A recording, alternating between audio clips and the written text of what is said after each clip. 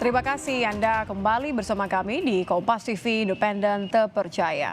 Saudara, detail percakapan antara Putri dan Yosua di kamar saat berada di Magelang kembali menjadi perhatian majelis hakim maksud kami.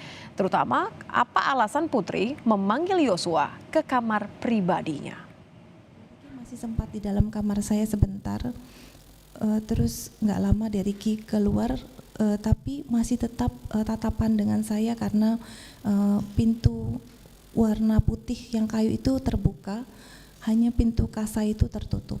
Tapi dari Ricky masih bisa melihat saya, jadi saya tidak berduaan dengan Yosua di kamar. Menyangkal berdua saja di kamar dengan Yosua, itulah yang ditekankan Putri Chandrawati ketika dicecar hakim terkait detail percakapan dirinya dengan Yosua.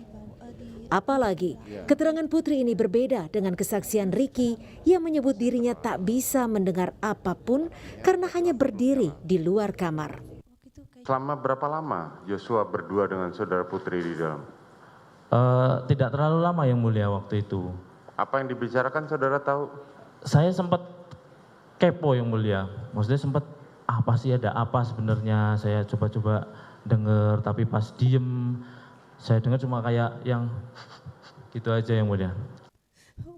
Tak ingin ada yang luput terkait percakapan keduanya di Magelang.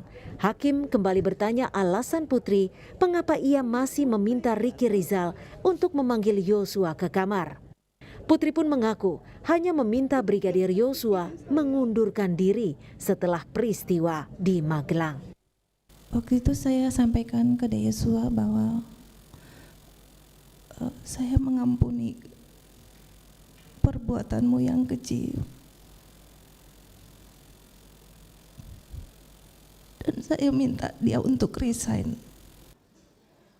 Detail interaksi Putri dan Yosua menjadi penting karena diklaim pihak Sambo sebagai motif untuk menghilangkan nyawa. Kesaksian Putri dan pihak yang dianggap sebagai saksi mata pun akan menjadi pertimbangan hakim untuk menentukan putusan nanti. Tim Liputan, Kompas TV. Ya, sejumlah fakta baru terungkap dalam kesaksian Putri Chandrawati, terutama terkait dengan percakapan dirinya dengan Yosua setelah peristiwa di Magelang. Untuk membahasnya sudah ada pengacara keluarga Yosua, Martin Simanjuntak. Selamat malam, Bung Martin. Selamat malam, Mbak Nitya. Apa kabar? Baik, alhamdulillah. Mudah-mudahan Bung Martin juga tetap sehat. Saya ingin menanyakan tanggapan Anda. Ini kan kesaksian Putri kemarin sangat emosional ya, penuh dengan drama dan air mata. Menurut Anda? Ya, yang pertama kita harus cermati dari penampilan ya. Ada yang berbeda dari penampilan Bu Putri pada persidangan kemarin, ya. Saya lihat sepertinya penampilannya kurang nyentrik seperti persidangan-persidangan sebelumnya, ya. Rambutnya juga, dikuncirnya juga menurut saya juga tidak terlalu rapi. Beda pada saat persidangan sebelumnya di mana rambut itu yang jatuh habis gitu ya, pokoknya rapi sekali gitu. Lalu penampilan make up-nya juga tidak terlalu kelihatan dan bajunya tidak terlalu bagus gitu ya kalau menurut saya. Nah, andai kata pada saat di awal persidangan Bu Putri konsisten melakukan ini sejak dari awal, saya Ini pikir, adalah penampilan maksudnya ya? ya, saya pikir akan lebih memudahkan ya ataupun lebih mendapatkan empati dari hakim dan juga mungkin sebagian dari pengaruh sosial. Oke, saya potong. Nah, Berarti maksud Anda penampilan kemarin disengaja terdakwa Putri Chandrawati untuk meminta simpati baik dari hakim maupun dari publik. Nah, penampilan ini sebenarnya related ya dengan apa yang terjadi di depan persidangan kemarin, yaitu tangisan, ya, terus suaranya di jeda-jeda panjang gitu ya. Karena hal-hal tersebut tidak akan berpengaruh apabila penampilannya tidak mendukung.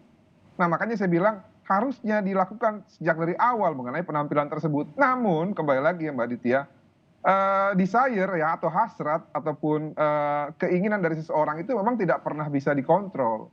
Nah, sayangnya memang akhirnya mungkin Bu PC ini mendengarkan nasihat hukum dari ataupun nasihat dari orang-orang itu terlambat. Nah, mengenai tangisan, saya tuh pernah membaca ya beberapa buku di mana nefisil Amerika itu menggunakan kekuatan pikiran untuk mengalahkan kekuatan tubuh.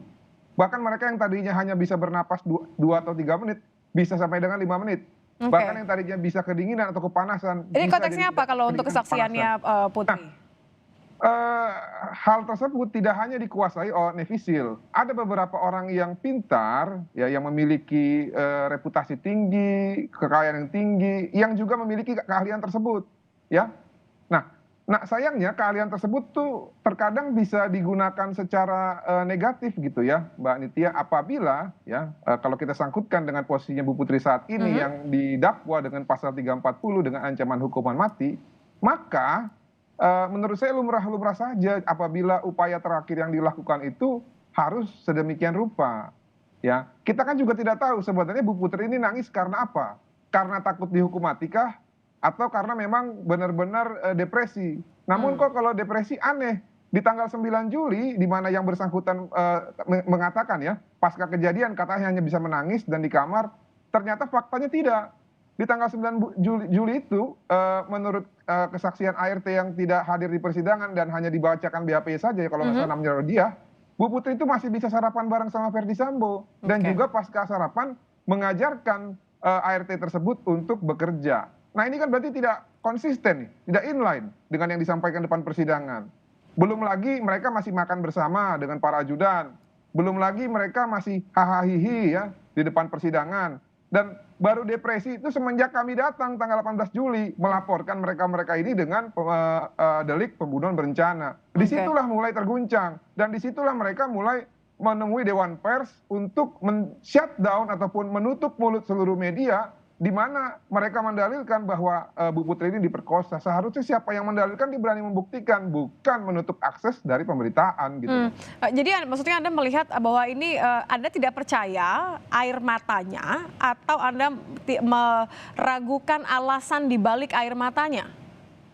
Ya, air matanya ada, betul. Saya tidak menafikan itu, memang ada air mata. Nah, namun alasannya kenapa menangis, nah ini yang menurut saya paradoks gitu ya. Apakah karena memang, sorry ya dalam tanda petik, yang saya bilang tadi keahlian manipulatif, atau memang membayangkan hal yang lain gitu.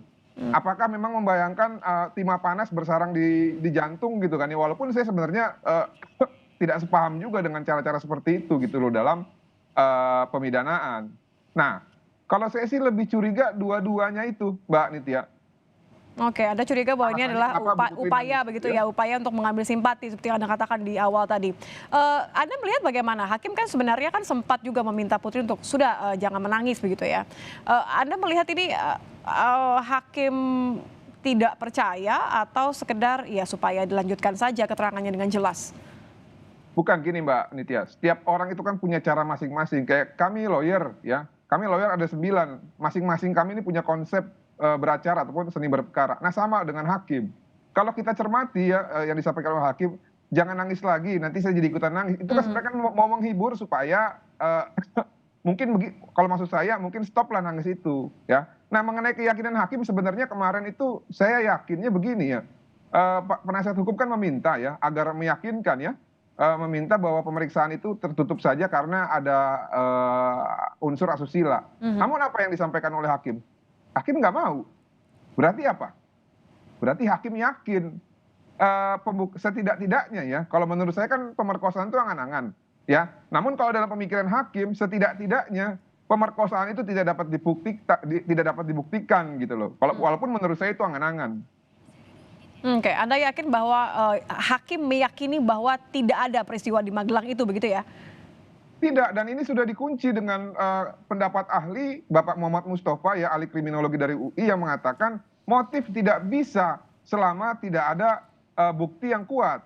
Nah ini saya pikir satu hal yang harus dipertimbangkan oleh hakim dan dijadikan pakem apabila nanti mau membuat putusan.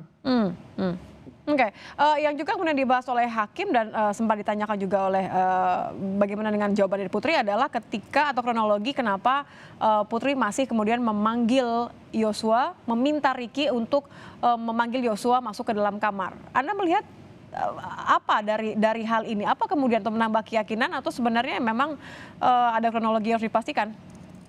Jadi gini Mbak Nitya, kan ada 3 hal setidaknya. Keraguan atas pemerkosaan, yang kedua adalah dugaan orang lain sebenarnya yang melakukan itu gitu loh, bukan Joshua. Atau yang pertama yang lebih ekstrim, yang Apa itu? mana ini adalah analisis saya, ya. Sebenarnya korbannya itu bukan apa namanya PC dalam konteks dugaan kekerasan seksual. Tapi korbannya itu adalah menurut saya Joshua yang justru mau di sexual abuse, ya, tapi memang Joshua menolak. Oke. Nah, kan untuk melihat apakah memang mana yang lebih memenuhi unsur ataupun mana yang lebih tergenapi dalam hal ini kan perlu dikaji. Nah, tadi yang sebenarnya menarik adalah ketika hakim menanyakan, ngapain kamu berduaan pasca diperkosa?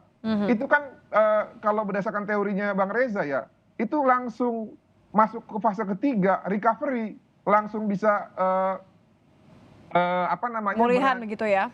berani Yang seharusnya memakan waktu cukup lama sebenarnya. Iya, yang mana kalau berdasarkan kajian ilmiah itu apa namanya, gejala trauma psikis itu bisa berbulan-bulan, namun bisa langsung recovery pasca diperkosa. Ini kan juga amazing.